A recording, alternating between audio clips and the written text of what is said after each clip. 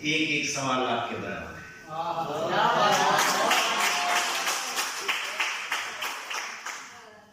महफिल संख्याओं से नहीं बनती है, महफिल तो दिल और दिमाग से बनती है। यहाँ दिल भी है और दिमाग भी है, बस मजा है और क्या चाहिए। इतनी बड़ी संख्या होने से क्या मतलब है। लेकिन और आ जाते अगर छुट्टी नहीं होती और बाढ़ नहीं आ जाती तो संख्या हो जाती, ज्यादा हो जाती तो मजा आ जाता। और 2-3 लड़के अपने लिए बात। जब इसकी पृष्ठभूमि कविता की पहली मैंने बताता हूं और तब जाकर शुरुआत करना। मैंने शायद प्रवीण को बहुत बार बोली है।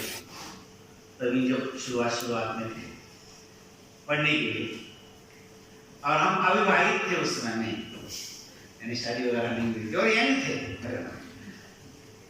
कितना उम्र 22-23 था, 24-25 22 साल की उम्र में, 22-23 साल की उम्र में हम प्रोफेसर होने थे यार।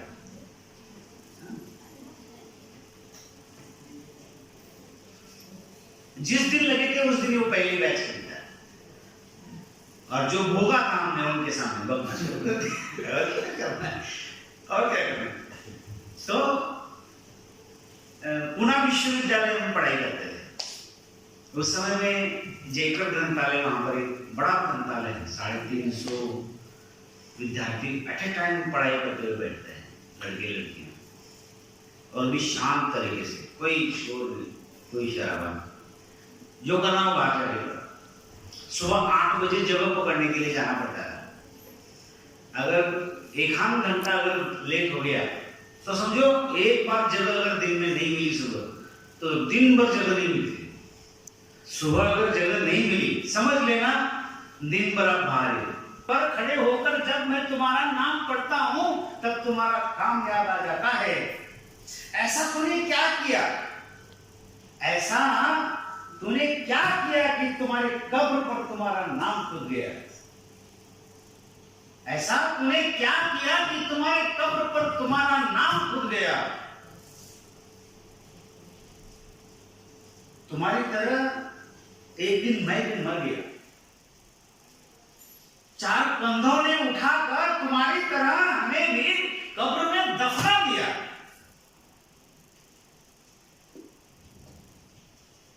तुम्हारी तरह मेरा भी कब्र पर नाम खुद गया, लेकिन लोगों ने आज उसके ऊपर का नाम पढ़ने के बजाय अपने उपयोग के लिए उसका व्यापार करना शुरू कर दिया या ताश खेलने का। दोस्त का सुनाने वाला था लेकिन वो नहीं सुनाता हूँ, इतना काफी बहुत। हाँ, लेकिन मुझे ये बोलना है कि यप्पा वाले तारीफ मुझे उन 2 बंदों की करनी पड़ेगी जो फर्स्ट ईयर के हैं, लेकिन अरे आदमी छोटे से बड़ा बनता है, बड़े से आदमी छोटा नहीं बनता, छोटे से आदमी बड़ा बनता है और आपकी शुरुआत हो। शब्द और अर्थों के साथ आप खेलते रहो, नए नए शब्द गढ़ते रहो, जुटाते रहो, लोग याद करेंगे, दुनिया याद करेगी। ओके, उसके बाद वो लड़की का मैं प्रशंसा करना चाहूंगा। अब पता नहीं कैसे प्रभाव पड़ गया, कैसे उसका शब्द फेक कॉन्फिडेंस मैंने कभी नहीं सुना, है ना।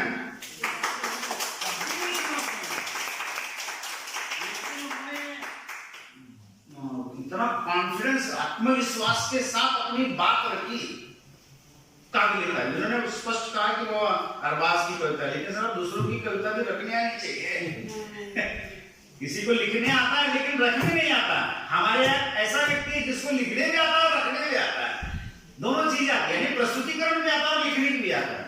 लेकिन कुछ लोग बहुत सारे होते हैं जिनको लिखने नहीं आता लेकिन दूसरों के सामने अपनी बात रखने के वो अपने रख दिया, समझ में आ गया।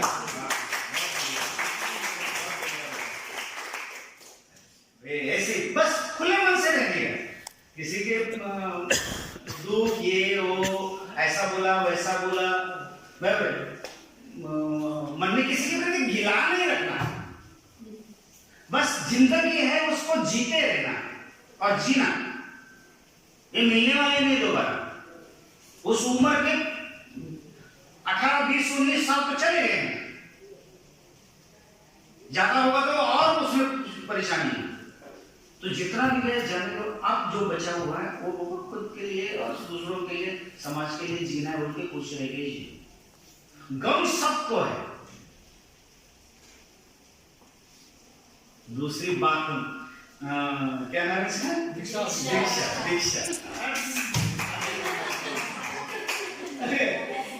ये बात हो गई ना, ये पहली बार है ये कोई इस बार में इतना कॉन्फिडेंस लेवल नहीं बढ़ा, लेकिन ये अंतिम समय में जाते जाते ये कॉन्फिडेंस लेवल जो बढ़ा ना, इसको डाउन मत होने दो, इसको कम मत होने दो, परवान चढ़ने दो इसको। ये आज के दिन पहला दूसरा नंबर तो किसका आएगा किसका नहीं आएगा तो बात की बात है, आपको पता ही चलेगा। सभी पहले, हाँ सभी पहले समझ लेना, सभी तीसरे हैं, सभी दूसरे हैं, सब लोग। भाई प्रवीण भाई, और एक बात बता दूं, ये शायर हैं, बड़े शायर हैं।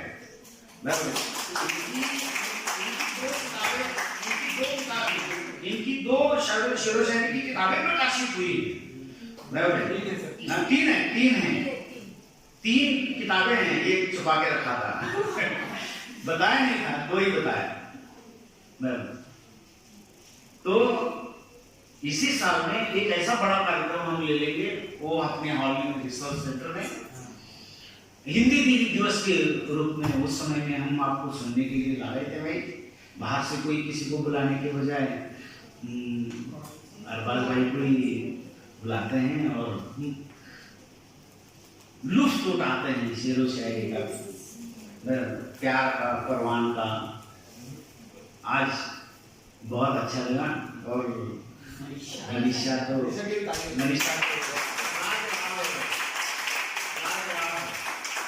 दोनों जिम्मेदारियां बखूबी से निभाए। एक तो सूत्र संचालन भी, इसलिए मैंने बोला इसको लेके चलते सूत्र संचालन कर लिया। और दूसरा इसने जो गाया पर्यावरण के ऊपर कविता, इसको अपने बैकग्राउंड में डाल देना। हाँ सर, वीडियो शूटिंग करके तो उसको बुलाना उधर एनसीसी ऑफिस में, शूटिंग करना और उसके पीछे डाल देना। वीडियो तो है अपने पास, कोई परेशानी नहीं। ठीक है। ओके, कौन करता है ये एडिटिंग, कौन करता है? चला गया उसको सुनाएंगे भी हम, उसको सुनाएंगे भी हम, आपको वीडियो भी भेज देंगे आपके पास। ओके, प्रवीण यहाँ पर आए, दिल बाग हो गया, धन्य हो गया, लगा कि बेटा बाप के कंधे तक आ गया। हाँ, अच्छा लगता है। आप में से भी कोई चाहता हूं कि होगा तो हम प्रोफेसर बने। 8-9 साल 8-9 साल हैं, 10 साल नहीं बोलूँगा, 8-9 साल हैं। इस 8-9 साल में ऐसा करके जाऊं कि हमारे हाथ से निकलने वाले बंदे इसको चलाएं।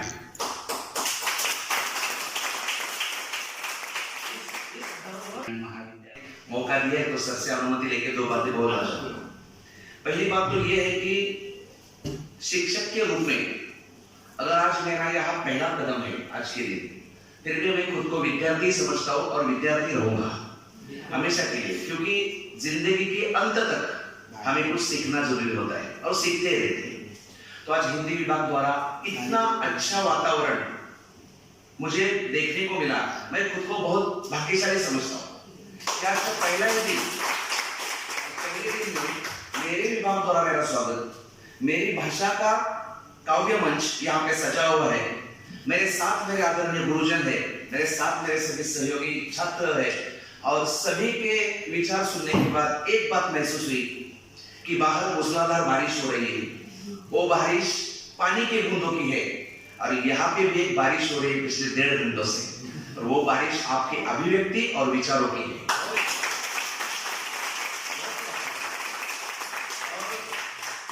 एक बात महसूस भी हुई कि हम भी कभी FYDA में थे, SYDA में थे, 1997-98 की बात है, लेकिन इतनी बोलने की समझ या इतना बोलने का तजुर्बा या उसे क्या कहते हैं कि अनुभव हमें नहीं था।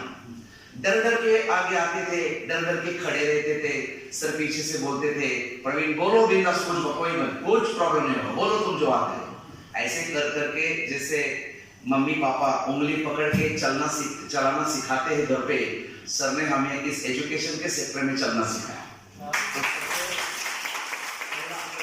किसी को है तो आदरणीय प्राध्यापक डॉक्टर श्री भंडारी सर को है। और उसके बाद एक ऐसे काव्य वाचन में मैंने सहभागी हुआ था मैं, जब मैं SYBA में था। तो मैंने छोटी सी कविता लिखी थी जिसके कारण मुझे प्रथम क्रमांक का पुरस्कार मिला। उसके आगे पूरी को कविता याद नहीं, 2-3 लाइनें याद है, मैं आपको आपके समक्ष प्रस्तुत करना चाहूंगा। मेरी कविता का नाम था हिंदुस्तान पे अगर नजरें उठाओगे तो कसम खुदा की बिना कफन के जिंदा दफना दे जाओ।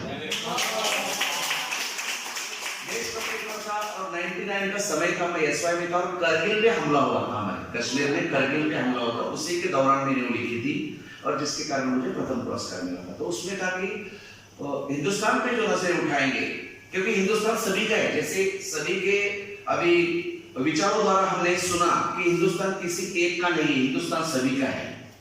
और इस हिंदुस्तान पे अगर कोई शत्रु आके नजरें उठाता है तो कसम खुदा की बिना कफन के जिंदा दफना दी जाएंगे। उसमें एक ऐसे विचार थे कि शांति और अमन होते हुए नारा, शांति और अमन होते हुए नारा, अगर किसी ने हमें ललकारा तो अटल हिमालय का शीश कभी नहीं झुकने देंगे, कसम खुदा के बिना कफन के जिंदा दफना देंगे।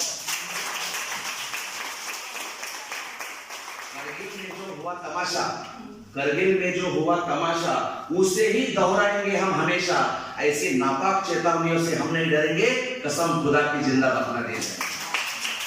तो एक थी, बहुत बड़ी लंबी थी कविता। सर भी साथ थे, आदरणीय गीतिका मैम साथ थी मंच पे, आदरणीय प्रोफेसर थे, सभी ने मांग की थी कि दोबारा सुनाए, तो दोबारा सुनाई गई थी। तो आज याद है मुझे वो मेरा उस समय का सब वातावरण आज निर्माण हुआ मेरे आंखों के सामने कि ऐसा ही होता है छात्र जीवन, ऐसा ही होता है अपना भविष्य काल का अपना सफर। तो इस सफर पे आप निकले हो, आप सभी को मैं तहे दिल से शुभकामना देता हूं कि आज आपने शुरुआत जो की है वो शुरुआत आपको बहुत आगे तक लेके जानी होगी, बहुत आगे तक लेके जानी। सबका मार्गदर्शन मिलता रहेगा, हम आपके साथ कंधे से कंधा मिला के चलते रहेंगे और आने वाले समय में महाविद्यालय का, संस्था का और विशेष तौर पर अपने हिंदी विभाग का नाम इस पूरे सृष्टि में, इस पूरे वातावरण में कैसे रोशन करें, इसके लिए हम सब मिलकर साथ विचार करेंगे। इसी के साथ मैं यहाँ पे अपनी वाणी को विराम देता हूँ। जय हिंद, जय भारत। बहुत धन्यवाद सर, बहुत अच्छा लगा आपकी कविता सुनकर।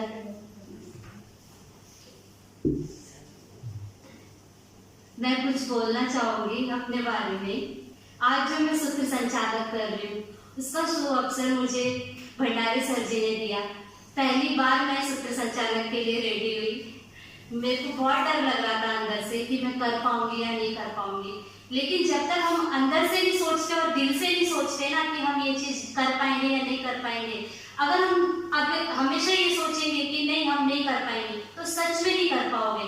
अगर जिस दिन ये चीज हम लोगों ने ठान ली कि हमें ये करना है और करके ही रहना है, वो अवश्य होती है। आप लोगों ने जैसे कि पहले देखा होगा, फर्स्ट टाइम मैं घबरा गई थी और थोड़ा गलत भी हो गया था, लेकिन फिर धीरे धीरे मुझे भी अच्छा लगने लगा बोलते टाइम और आप लोगों को भी अच्छा लगा मुझे सुनते टाइम। तो मैं जब आई थी ना तो 2 जन है ना बहुत घबराए हुए थे, सर जी नहीं आए हुए थे। तो मैंने बोला उन लोगों को, वो बोले कि हमारा नाम कट कर दीजिए। मैंने कहा क्यों? तो बोलने लगे कि डर लग रहा है। फिर मैंने उन लोगों को बोला कि देखो आपने नाम लिखाया है तो बोलो जरूर, क्योंकि अगर आप पहली बार नहीं बोलोगे तो आगे कैसे बोलोगे। थोड़ा बोलो लेकिन बोलो, थोड़े में ही बहुत होता है। पहली बार का बोलना थोड़े में ही बहुत होता है, ये सच बात है। तो मुझसे कुछ गलती हुई हो तो सॉरी और मुझे माफ करना। मैं कुछ शेर बोलना चाहूंगी। माटी का पुतला हूँ आपसे जुदा नहीं, माटी का पुतला हूँ आपसे जुदा नहीं, गलती हो तो माफ करना, इंसान हो खुदा नहीं, गलती हो तो माफ करना, इंसान हो खुदा नहीं। एक और, आज की महफिल की यादें जिंदगी भर साथ होगी। आज की महफिल की यादें जिंदगी भर साथ होगी। मुसाफिर हैं हम भी, मुसाफिर हैं आप भी, किसी मोड़ पर फिर से मुलाकात होगी, फिर से मुलाकात होगी। धन्यवाद। मैं आभार व्यक्त स्टाफ को बुलाना चाहूंगी। आज के हमारे सूत्र संचालक मनीषा रमेश रोहंदा की एक बहुत ही मीठी आवाज में उनकी गायन कला को भी देखा। सो मैं इतना ज्यादा कुछ तो नहीं कर सकता आपके लिए, लेकिन शुरुआत तो जरूर करूंगा। तो आज की हकीकत को बयान करना चाहूंगा। एक पहली शायरी से शुरुआत करूंगा कि अगर वक्त रहते खोल लेते दिल अपने यारों के साथ, अगर वक्त रहते खोल लेते दिल अपने यारों के साथ, तो नहीं खुलाना पड़ता तुम्हें औजार सामान और औजारों के साथ।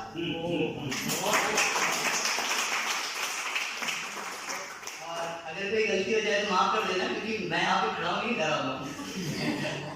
हाँ, सो मोहब्बत का तो लाजिम होता है। तो सुनिएगा कि आज मैं समझा हूँ मुझसे किस कदर वो दूर है, किस कदर वो दूर है। आज मैं समझा हूँ मुझसे किस कदर वो दूर है, किस कदर वो दूर है। गैर की मेहंदी लगी है, गैर का सिंदूर है।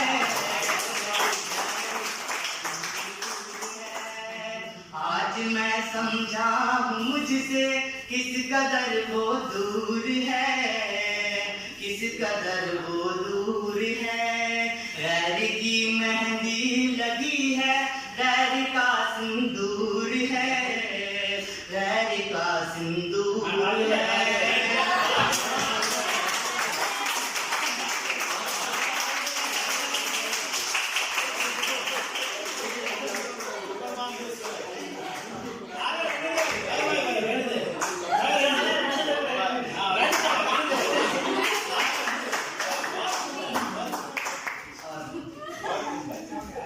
इसको मैं शोहरत समझूं या इश्क की नाकामियां, इश्क की नाकामियां। जैसे कि मेरे सभी दोस्तों ने कुछ मेरी शायरी पढ़ी जिसमें थोड़ी सी उदासियां हैं, थोड़ी सी मोहब्बत है। तो आप लोगों ने पढ़ी, उसी पे प्रवास करूंगा कि इसको मैं शोहरत समझूं या इश्क की नाकामियां, इश्क की नाकामियां। इसको मैं शोहरत समझूं या इश्क की नाकामियां। तेरा दीवाना तेरे ही नाम से मशहूर है, नाम से मशहूर है।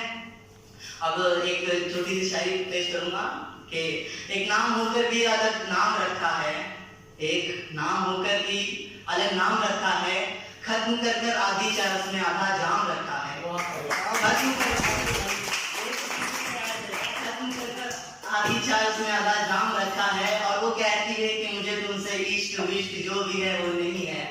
वो कहती है मुझे तुमसे इश्क विश्क जो भी है वो नहीं है, पर फिर भी उसने मेरा हाथ थाम रखा है।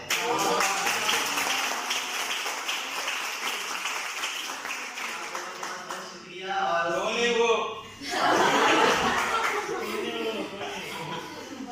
कि चैन से बैठे हैं कहीं जाना तो है नहीं, हम फकीरों का कोई ठिकाना तो है नहीं। वो कौन है कैसा है क्यों पूछते हो, हमें बताना तो है नहीं।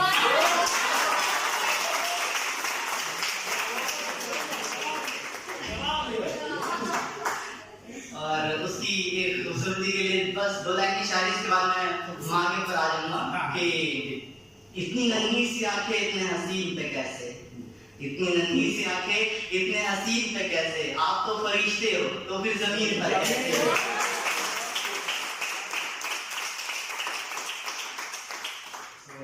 अब जिन्होंने हमें जिंदगी अता की उनके सदके में हमारी जिंदगी है। वो चाहे उनके अगर वो ना होते तो शायद हम होते ही ना। तो एक हकीकत पे तो शायर को कहना लाजिम होता है। तो मैं उस पर बयान करना चाहूंगा कि जब तू पैदा हुआ माँ के आंसू बहे, जिस्म से रूह जाने की हालत हुई, जिस्म से रूह जाने की हालत हुई। बाबा कई के दुआ कोने में बैठ गई, बाबा कई ते दुआ कोने में बैठ गई।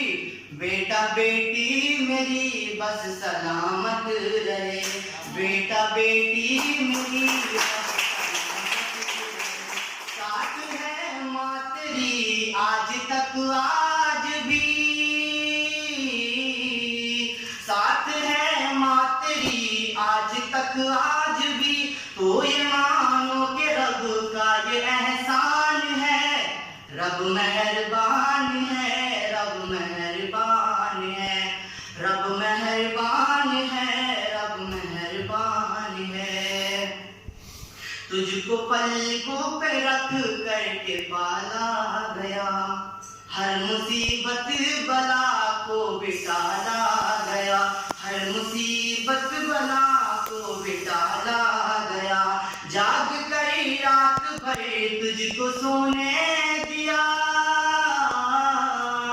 जाग कर रात भर तुझको सोने दिया।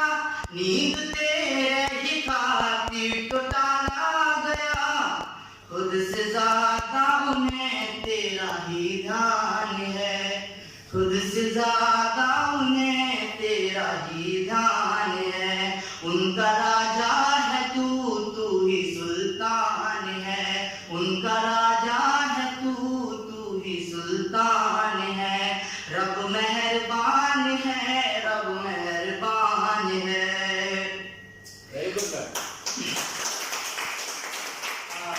अभी थोड़ा रोमांचक लग रहा है, लेकिन आखिर में आते आते मैं हकीकत पे जरूर आऊंगा। जी जी।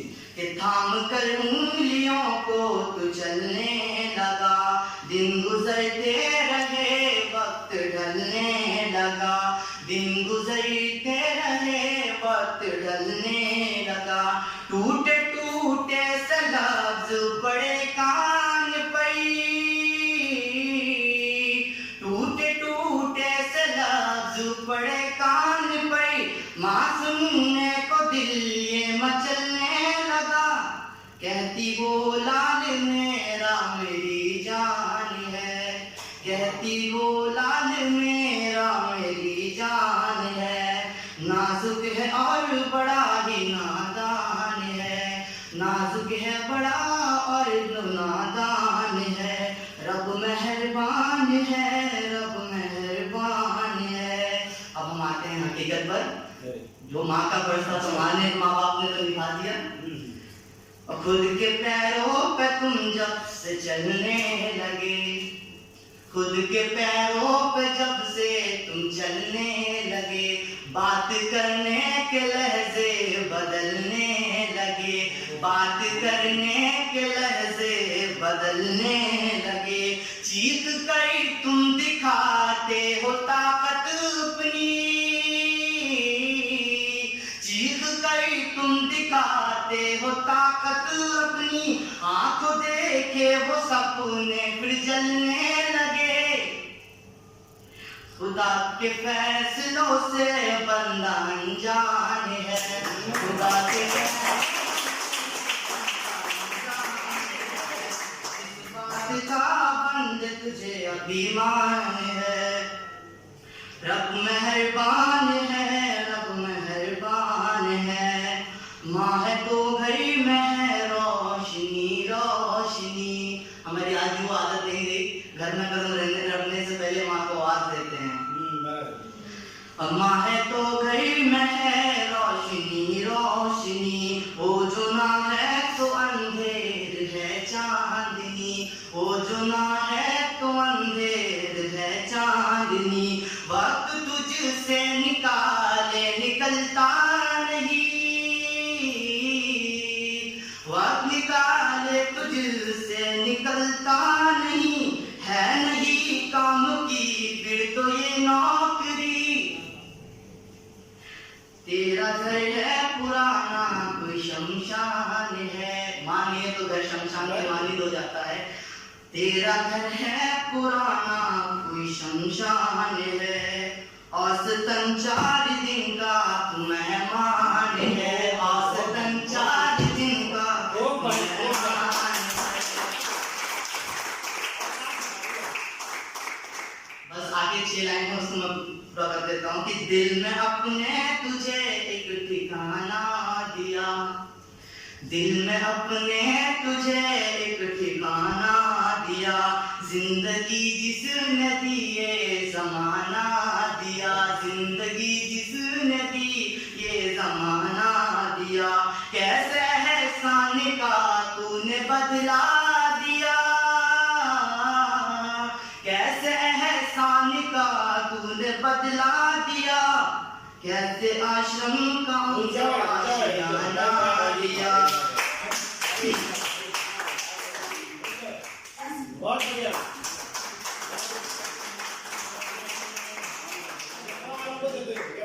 ये दे दो उसको, ये क्या आएगा इसके बाद दे दो उसको, उसी से डाल दो इसके, वही भी जाओ दे उसको, वो वाला वो हाँ वो दे। दिल में अपने तुझे एक ठिकाना दिया, जिंदगी जिसने दी ये जमाना दिया, कैसे एहसान का ये तूने बदला दिया, किसी आश्रम का उनको आशियाना दिया, किसी आश्रम का उनको आशियाना दिया, तेरा घर है पुराना कोई शमशान है। और अभी मैं हमारे इस कार्यक्रम के अध्यक्ष,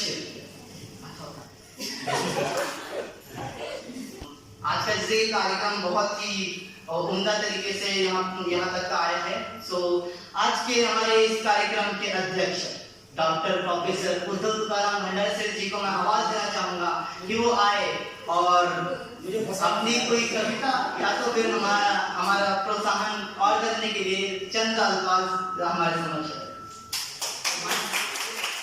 सुना। दोस्त की जो है वो देख के सुनाऊंगा और जो मेरी है वो बिना देखे। तो मंच पर आ चुके हैं हमारे अध्यक्ष जी, मंच आपका।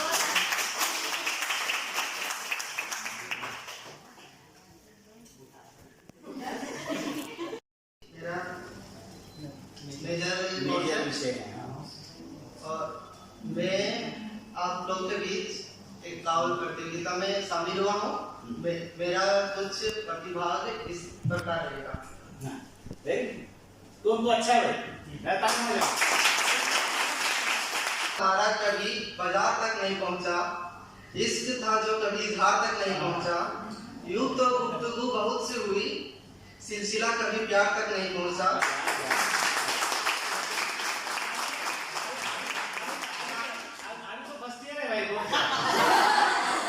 जाने कैसे वाकिफ है तमाम गवाह, शहर में दास्ताए इस अखबार तक नहीं पहुंचा, शर्त एक दूसरे से मंजूर थी यूं तो, पर मौसादा हमारा कभी करार तक नहीं पहुंचा, गहराई दोस्ती में हम नापते भी कैसे, रिश्ता हमारा कभी तकरार तक नहीं पहुंचा। मेरी कविता का शीर्षक है शोर है कि चरखे वाले बापू आजादी लाए थे। शोर है कि चरखे वाले बापू आजादी लाए थे। अच्छा ठीक।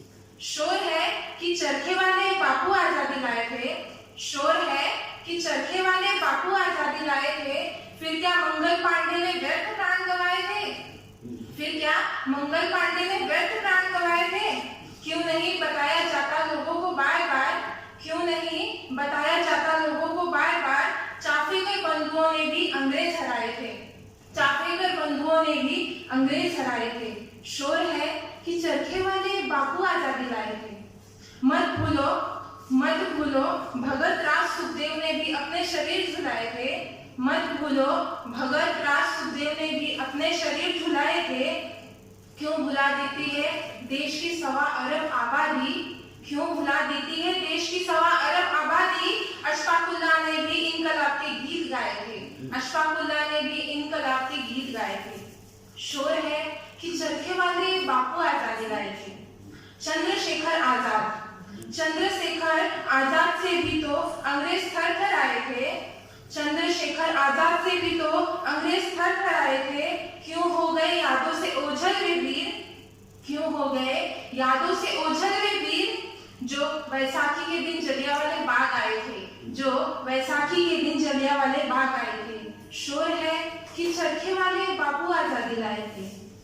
गुलामी के तम में बिस्मिल ने चिराग जलाए थे। गुलामी के तम में बिस्मिल ने चिराग जलाए थे। नहीं मिलता है उचित सम्मान उनको जिन शहीदों ने तन आजादी के लिए लुटाए थे। शोर है कि चरखे वाले बापू आजादी लाए थे।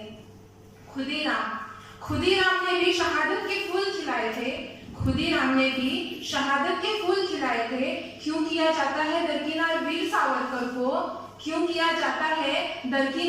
सावरकर को आजादी के दो काले पानी जिन्होंने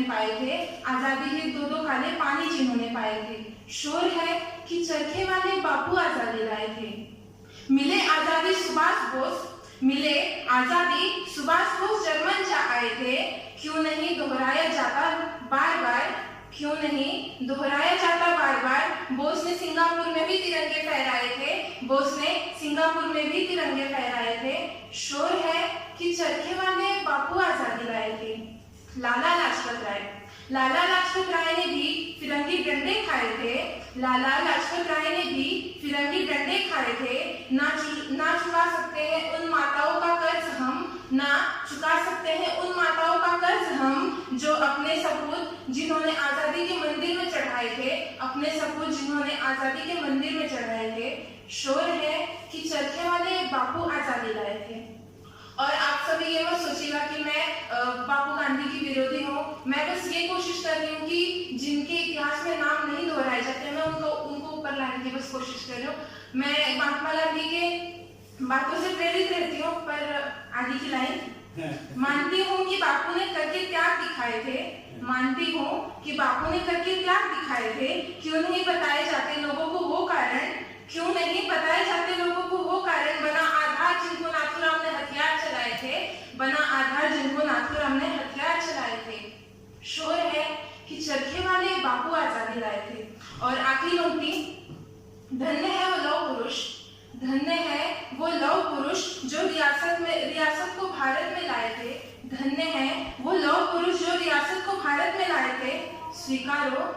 स्वीकारो अकेले चरखे वाले बापू आजादी ना लाए थे। सबके अथक प्रयासों की किरणें आजादी के पंकज खिलाए थे। जय हिंद जय करता हूँ जमिया मैं फिर जमाने वाले को सलाम करता हूँ। कुछ शब्द शुरुआत का काम करता हूँ जमिया मैं फिर जमाने वाले को सलाम करता हूँ। बंदे का नाम समीर शेख करके मैं अपनी पहचान करता हूँ। तो आज अच्छा हो गया भाई तूने एनसीसी छोड़ दिया क्योंकि वो कोई एनसीसी वाला पिंड नहीं बना, इसका पिंड है बराबर। तो आज जनार्दन भगत शिक्षा प्रसारक संस्था चांगुखाना ठाकुर के इस महाविद्यालय में हिंदी विभाग द्वारा आयोजित काव्य वाचन स्पर्धा जो कि चालू है हमारे प्रोफेसर उद्योग तुकाराम भंडारे सर के निरीक्षण में। तो पहले सबसे पहले उनका शुक्रिया अदा करना चाहता हूँ कि उन्होंने मुझे ये मौका दिया। तो मेरी एक कविता है जो कि बहुत फेमस एक मतलब बोलते हैं ना फिल्मकार है, उनके पिताजी फिल्मकार का नाम है अमिताभ बच्चन, उनके पिता का नाम है हरिवंश राय। हमसे निकाल ले तो उनकी कविता है आदर्श प्रेम। जब उन्होंने लिखी थी वो बड़ी ही चर्चित आदर्श प्रेम। तो वो प्यार भी करते थे नहीं, उन्होंने प्यार का उदाहरण स्वरूप इसमें दिखाया। तो शुरू करता हूँ।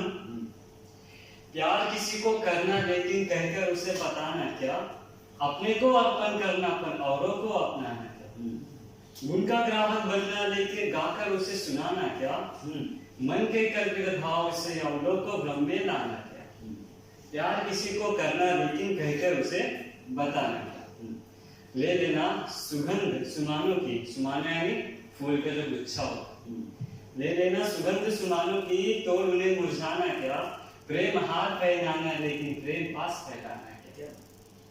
और एक और है त्याग अंग में पले प्रेम शिशु उनमें स्वर्ग बताना क्या। इसमें बताया गया है जैसे शिशु होता है जो बच्चा होता है उसका दिल कितना साफ होता है।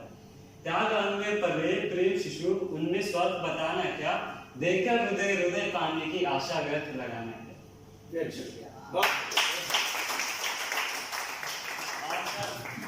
जो मेरे यहाँ पे कलीग खड़े काफी देर से खड़े, हाँ हाँ तो उनके लिए शायरी है। क्या तेरी क्लास वाला है? हाँ मेरे कलीग से सर, अच्छा, भाई से। हाँ। चीर के बहादुर रहो दुश्मन के सीने का, चीर के बहादुर रहो दुश्मन के सीने का, यही तो मजा है फौजी होके जीने का।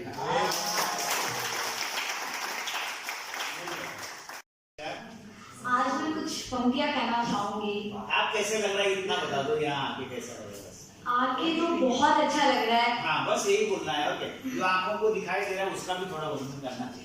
मैं कुछ पंक्तियां कहना चाहूंगी। वो पंक्तियां सिर्फ केवल पंक्तियां नहीं है, ये मेरे अंदर का भाव है जो मैं आशा करती हूँ आप सभी लोग से ध्यान से सुनेंगे, क्योंकि ये एक माँ का दर्द है। क्या बात? आंखें नम है सब गम ही गम है, आंखें नम है सब गम ही गम है, किसे सुनाए माँ न्याय की आस लिए, मन ही मन में जिए जा रहे।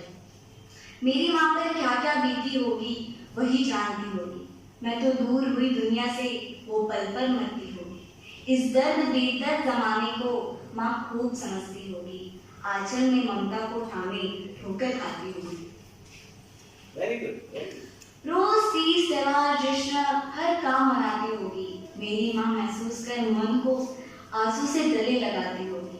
करुणामय है करुणा निधि से गुहार लगाती होगी, मेरी गुड़िया को न्याय मिले बस यही चाहती होगी। एक नहीं अनगिनत निर्भया यहाँ जान गवाती होगी, फिर भी हर माँ मेरी माँ जैसा न्याय ना पाती होगी। आंखें नम है सब गम ही गम है, किसे सुनाए माँ न्याय लिए पर रोज जीती होगी। कविता है जो आज कुछ टाइम ऐसा चल रहा है जिसमें हर माँ रोज ये सोच के जीती कि मेरी बेटी को न्याय मिलेगा एक ना एक दिन, ये वो दर्द है। मैं कुछ शायरी सुनाना चाहती हूँ देश के लिए। लुटेरा है अगर आजाद तो अपमान सबका है। क्या बोला क्या बोला? लुटेरा है अगर आजाद तो अपमान सबका है, लूटी है एक बेटी तो लूटा सम्मान सबका है। बनो इंसान पहले छोड़कर तुम बात मजहब की, बनो इंसान पहले छोड़कर तुम बात मजहब की, लड़ो मिलकर दरिंदों से ये हिंदुस्तान सबका है। Very good.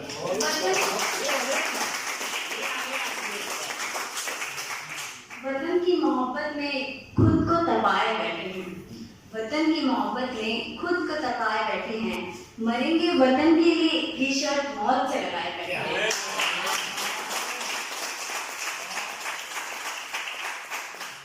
किसी गजरे की खुशबू को महकता छोड़ आया हूँ, किसी गजरे की खुशबू को महकता छोड़ आया हूँ, मेरी नन्ही सी चिड़िया को चहकता छोड़ आया हूँ। मुझे छाती से तू लगा लेना ए भारत माँ, मैं अपनी माँ की बाहों को तरसता छोड़ आया हूँ।